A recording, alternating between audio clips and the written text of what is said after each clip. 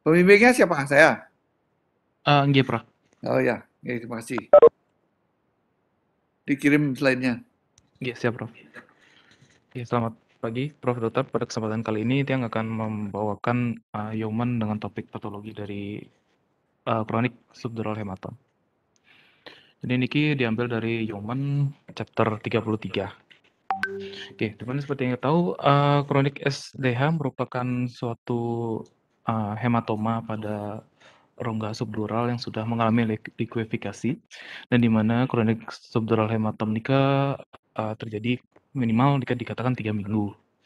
Dan pada pasien-pasien tua, nika lebih cenderung terjadi kronik SDH walaupun hanya akibat dari minor trauma, di mana hal tersebut diasosiasikan dengan brain atrophy yang terjadi pada usia Ya. lanjut.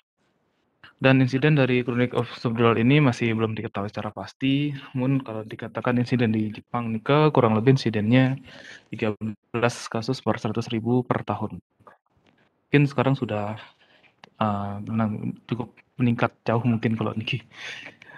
Kemudian untuk risk faktornya, niki sebenarnya ada banyak sekali. Kalau dari Yoman nika dikatakan ada faktor risiko dari jenis kelamin. Misalnya laki-laki nika lebih sering terjadi pada wanita. Kemudian adanya umur nika juga berpengaruh atau risk faktor dari kronik subdural hematom, dan juga ada faktor-faktor lain seperti adanya mengkonsumsi obat antikoagulan atau antiplatelet, dan ada juga apabila ada riwayat penyakit neurologis yang berhubungan dengan brain atrophy.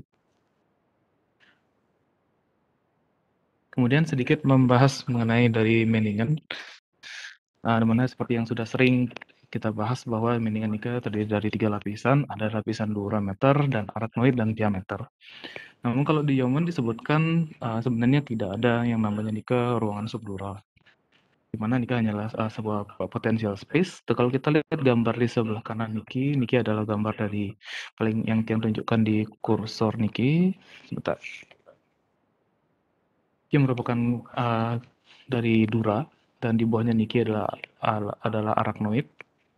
Dimana kalau kita lihat di antara dura dan arachnoid, nika ada disebut dengan dural share border nika kalau di Yoman dikatakan. Di mana di dural share border nika terdiri dari desmosom, namun pada lapisan niki kolagennya nika tidak banyak. Jadi membuat lapisan niki adalah lebih rentan mengalami cedera. Selain itu, bridging vein yang melewati dura niki dikatakan paling tipis nika di lapisan di dural cell border niki. Jadi jika terjadi suatu trauma, memang dari dural cell border niki yang strukturnya memang lebih lemah dari yang lainnya, dan di sana juga terdapat adanya pembuluh darah bridging vein, dan struktur bridging vein yang paling tipis jika dibandingkan dengan yang lainnya.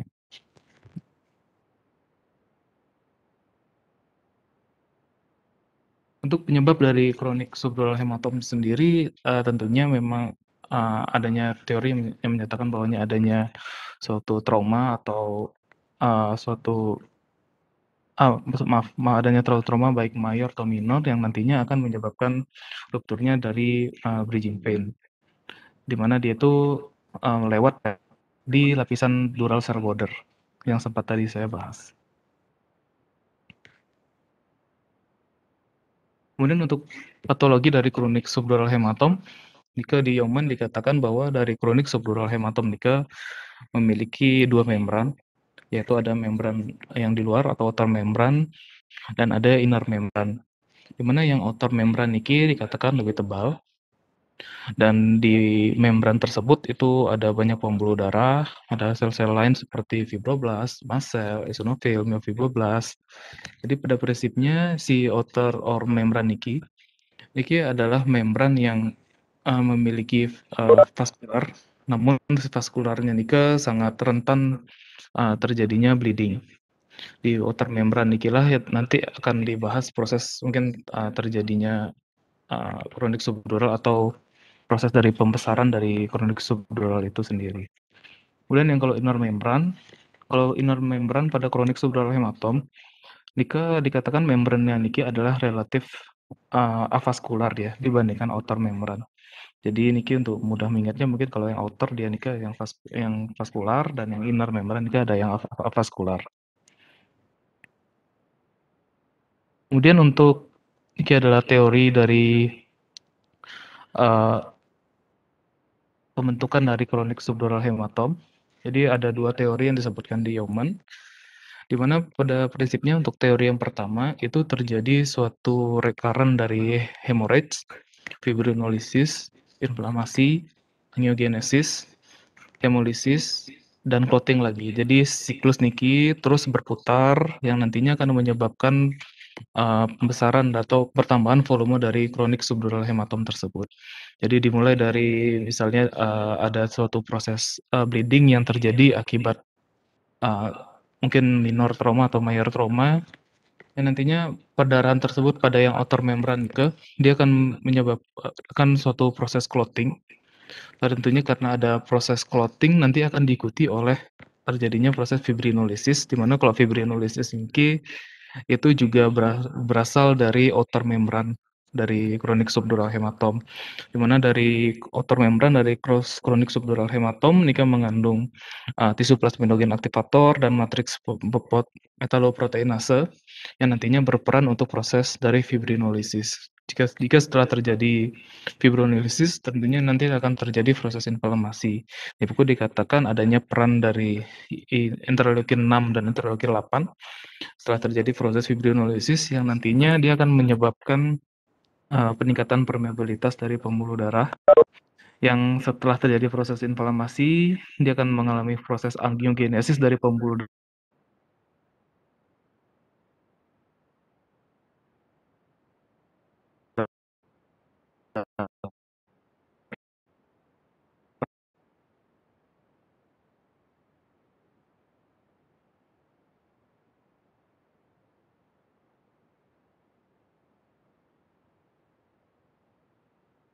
Suaranya hilang.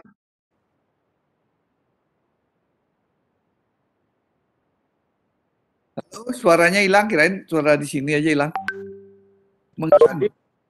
Suaranya hilang, Gus.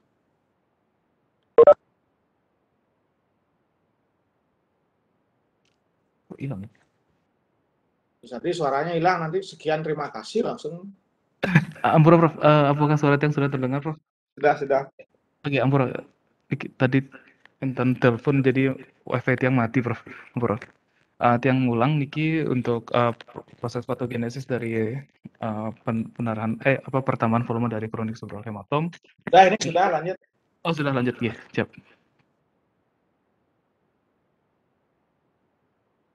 Kemudian untuk teori kedua, niki ada teori yang diungkapkan oleh Gardner yang menyebutkan bahwa terdapat perbedaan osmolaritas dari CSF dan kronik subdural fluid yang menyebabkan kronik subdural hematom itu membesar karena adanya CSF niki masuk ke cairan dari kronik subdural hematom tersebut.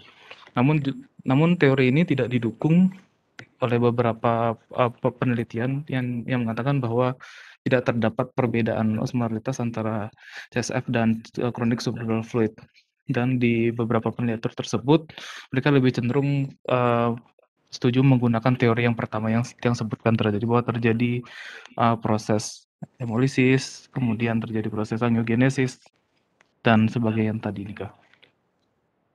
Kemudian untuk imaging dari kronik subdural hematom mungkin sudah sering dibahas yang bahas sedikit mantan, di mana untuk imaging dari kronik subdural hematom nika berdasarkan CT scan nika dapat menunjukkan gambaran yang berbeda-beda. Kalau di Yeoman dikatakan ada gambaran yang homogen, kemudian ada yang gambaran trabecula, ada yang gambaran layering separated, kemudian ada yang gambaran laminar, dan ada yang layering gradated. Pada prinsipnya, gambaran ini nantinya akan berhubungan dengan resiko dari pembesaran atau recurrence dari kronik subdural hematom tersebut. Di mana untuk kesimpulan mantan yang dari layer yang tipe layer atau kita bisa lihat yang tipe yang F niki bahwa terjadi adanya separated Antara kalau kita lihat di sini ada yang hipo dan Niki mungkin masih mau ke isodens. Jadi kalau kita ketemu dengan kronik subdural hematom dengan yang tipe layer seperti Niki dikatakan memiliki higher risk of growth and recurrence. Jadi yang tipe Niki memiliki resiko pertumbuhan dan rekarensi yang paling tinggi jika dibandingkan dengan gambaran kronik subdural lainnya seperti yang homogen, laminar atau yang lainnya. Kemudian untuk yang trabecula misalnya, yang trabecula Nike gambar C Nike, dimana kalau yang trabecula Nike dikatakan memiliki resiko pertumbuhan dan rekarensi yang paling kecil jika dibandingkan yang lainnya. Oke, untuk kesimpulannya, untuk kronik subdural hematom merupakan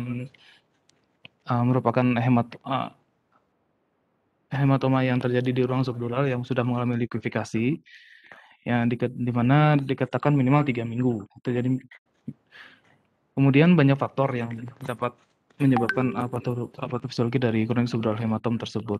Dan gambaran CT pada kronik subdural hematom tersebut itu dapat menunjukkan resiko dari pertumbuhan ataupun rekarensi dari kronik subdural hematom tersebut. Ya, mungkin Nike sedikit dari Tiang, Prof. Terima kasih, Prof. Terima kasih. Demikian tadi pembacaan artikel subdural hematom kronis yang dibawakan oleh Dr. Adi Guna ya. Ada pertanyaan dulu dari residen?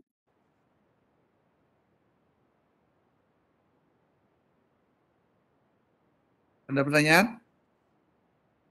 Ya nanti di-share kepada teman-temannya nih biar dibaca, biar tahu pengetahuannya tentang standar Yeoman.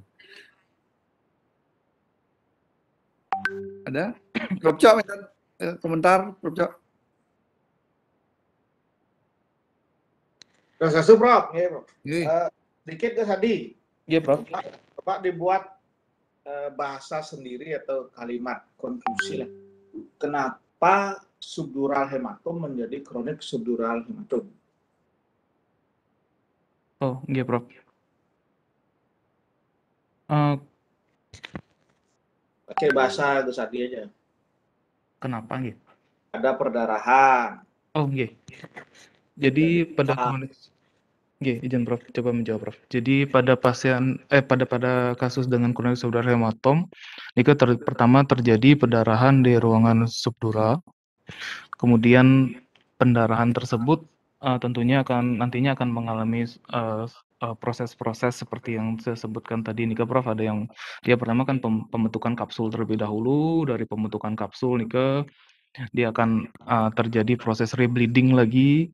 Dari rebleeding dia akan terjadi fibrinolisis. Kemudian dari fibrinolisis dia akan menjadi inflamasi, angiogenesis, dan nantinya akan terjadi proses clotting lagi seperti Nika, Prof. Jadi terbentuklah suatu kronik subdural hematom, Prof.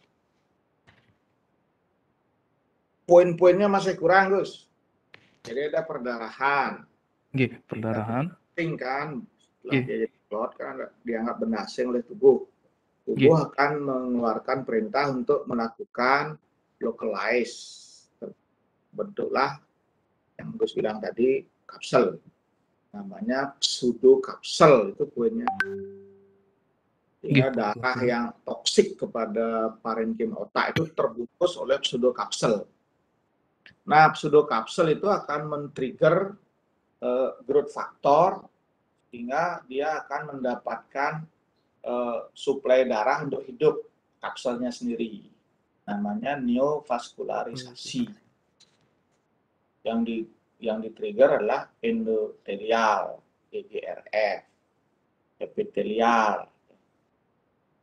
Nah, untuk hidupnya itu dia perlu neovaskularisasi. Nah, baru cerita lanjutannya Gus Hadi tadi. Apa yang terjadi setelah ada neovaskularisasi? Oke, jika kalau yang baca Nike setelah terjadi neovaskularisasi, jadi Nike akan kembali lagi ke proses rebleeding, kemudian pembentukan clotting lagi Nike, Prof. Nah, itu pun jembatannya belum Gus sampaikan kepada teman-teman yang lain itu, teman-teman Gus. Nggak ngerti mereka kenapa baru ada neovaskularisasi, ada rebleeding. Nah, apa yang sebenarnya dihasilkan pada proses neovaskularisasi? Ada proses Nika apa nih, Prof?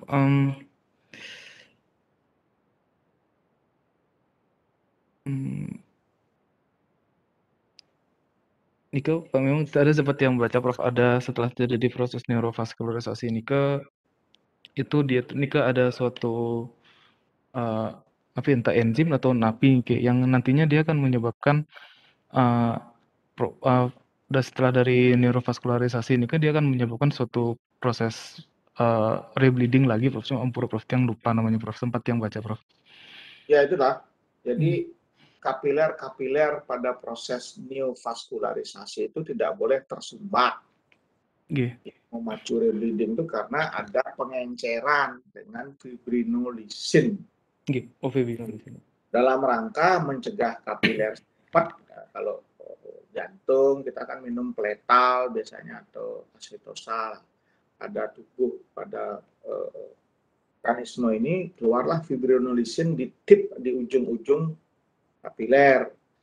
Nah, itu menjaga sehatnya pembuluh darah sel untuk neovaskularisasi berhasil. Efek sampingnya itu ada clot yang bleeding lagi. Hemolisis sudah clot, jadi bleeding lagi. Nah, oke lah itu bleedingnya. Kenapa? Isi dari kapsel tambah gede. Tiap bulan tambah gede, akhirnya melensit.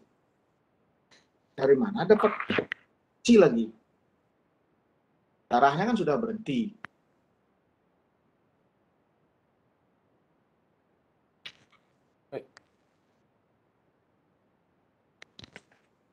Izin menjawab Prof. Kalau prosesnya yang Nika kenapa Nika bisa membesar Nika? Memang Nika kalau yang baca Nika memang yang ada yang 2 teori. Yang tadi Nika Prof salah satunya Nika adalah suatu proses yang karena akibat adanya perbedaan dari tekanan osmotik. Ya, bagus kata kuncinya dah. Jadi kehidupan inner layer, outer layer itu ada gradien osmotik, terjadi perpindahan cairan. Ya. Itu produksi sebenar dari ekskresinya kapsel, namanya makhluk hidup pasti ada yang dibuang. Itulah yang terkumpul di antara inner dan outer layer bercampur dengan fibrinolysin. Warnanya crankshaft oil, ya, oli kotor. Ya, itu bukan darah yang dulu sudah selesai dan mungkin bolak-balik dia clotting, lysis gitu ya, tidak bertambah. Yang bertambah itu justru kapsel ini yang bikin masalah, guys. Padahal tujuan kapsel kan baik. Nah, tujuan Gus ngeborhol itu apa? Tujuan kita ngeborhol terutama jika kita melakukan irigasi, tentunya kita ingin mengeliminasi dari faktor-faktor seperti yang fibrinolysin untuk Jadi fibrinolysin dibuang sebanyak-banyaknya, isi kavitas dihilangkan sehingga inner layer dan outer layer ketemu. Setelah ketemu ada perintah apa dari mekanisme feedback? Mungkin kalau proses ketemu ini kan nanti terjadi fagositosis itu dari makrofag. Ya, feedback mekanisme terjadinya apoptosis, nekrosis, fagositosis karena tidak ada lagi produksi endothelial growth factor EGFR. Ya bagus Gus. Jadi itu yang perlu disampaikan pelan-pelan biar paten pengertian teman-teman adik-adiknya ya. Terima kasih Prof. Semua Prof Sri sampun. Nggih, semua Prof Cok. Niki baru yang ikut rapat juga dengan KSM, koordinator Sanglah dan Dekan berkoordinasi. Itu disepakati bahwa Presiden yang harusnya DPJP yang di poli itu jangan ikut visitor sehingga kosong atau banyak. Jadi di bedah saraf nanti tolong residen yang paling senior yang di tugas jaga di poli harus sudah standby jam 8. Jangan ikut visitor pol di poli yang tugas di poli. Itu gininya keputusannya Prof. Cok dari Siap. Niki ampun medue chip baru kita pertanggal 1. Jadi chip yang naik nih ke Glenn sama Biondi. Nanti kan tiang bagi ada chip UGD, chip poli, chip IBS, dan chip ruangan. Ada 4 chip semua, Prof. Niko sama sekali nggak boleh ada kosong katanya nih keputusan dari direksi di poli. Dan nggak boleh visitor salah satu harus ada, nggak boleh ikut visitor. Semua. Yang lain semua tadi sudah disebutkan Prof. Cok, acaranya anak yang paling kecil nanti tanggal 27 dia ambil dan 29 di upacaranya di dianya. Semua Prof. Cok koordinasinya. Ada lagi yang lain? Kalau tidak ada, kita sudah siang, mari kita mulai bekerja. Yang tutup pertemuan ini dengan Pramo Santi ya. Om Santi Santi Santi Om. Silakan. Terima kasih banyak Prof. Dokter. Prof, terima kasih dokter. Semua Prof. Aja. Lab teman izin lab.